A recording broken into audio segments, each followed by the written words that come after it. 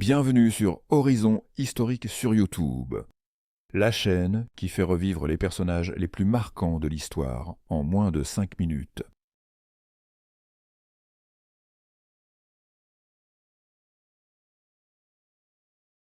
Caius Julius César, que l'on connaît aujourd'hui sous le nom de Jules César, est né le 12 juillet de l'an 100 avant Jésus-Christ à Rome, capitale du monde romain.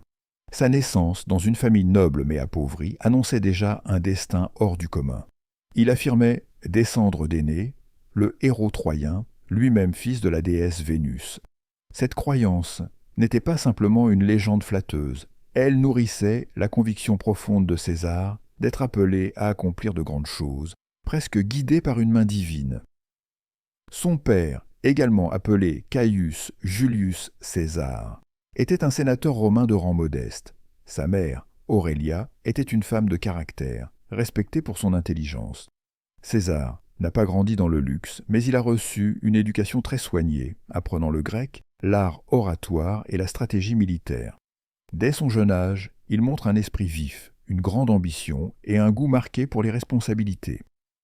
Très tôt, Jules César se distingue dans la vie politique romaine. Il gravit les échelons du pouvoir grâce à son charisme, ses talents de tribun et parfois par des alliances habiles, voire risquées. Il épouse Cornelia, la fille d'un homme politique influent, et ils ont une fille, Julia, qu'il aimera tendrement toute sa vie.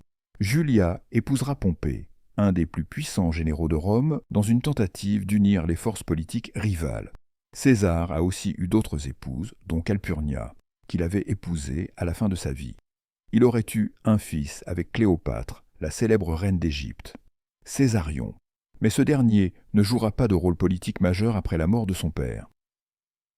Ce qui a fait entrer Jules César dans la grande histoire, c'est avant tout sa conquête de la Gaule.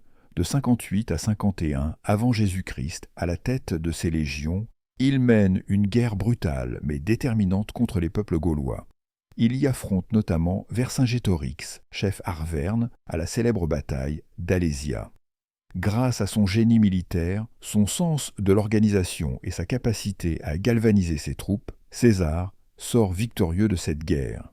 Il annexe alors la Gaule au territoire romain, changeant pour toujours le destin de ce territoire qui allait devenir la France. C'est grâce à lui que la langue latine s'est répandue, que les voies romaines ont été construites et que la civilisation gallo-romaine est née. Son œuvre a ainsi profondément influencé la culture, les institutions et la langue de ce qui deviendra, des siècles plus tard, notre pays. Mais César ne s'est pas contenté d'être un grand conquérant. Il voulait aussi réformer Rome. Or, en revenant de Gaule, il se heurte au Sénat qui craint son ambition. En franchissant le Rubicon, un petit fleuve au nord de l'Italie, avec ses troupes, il prononce une phrase restée célèbre, « Alea jactae », le sort en est jeté.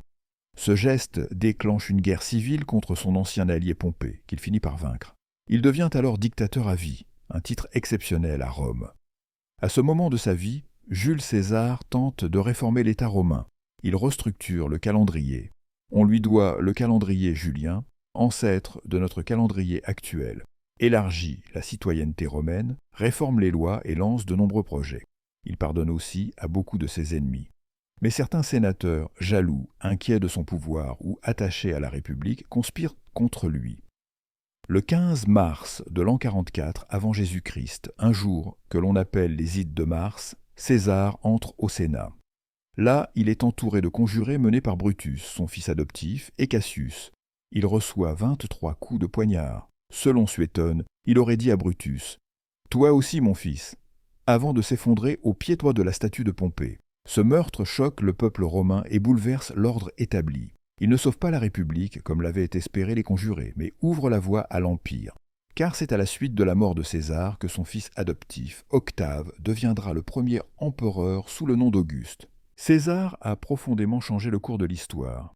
Par sa conquête de la Gaule, il a jeté les bases d'une romanisation qui marquera durablement l'Europe de l'Ouest. Par sa centralisation du pouvoir, il a inspiré une nouvelle forme de gouvernement qui influencera les siècles à venir. Par son génie littéraire aussi, il est l'auteur des commentaires sur la guerre des Gaules, un chef-d'œuvre d'efficacité, écrit dans une langue claire, presque froide, qui nous permet encore aujourd'hui de comprendre ses campagnes. Il y parle de lui à la troisième personne, comme un spectateur de sa propre légende. On y lit la phrase célèbre « Veni, vidi, vici ».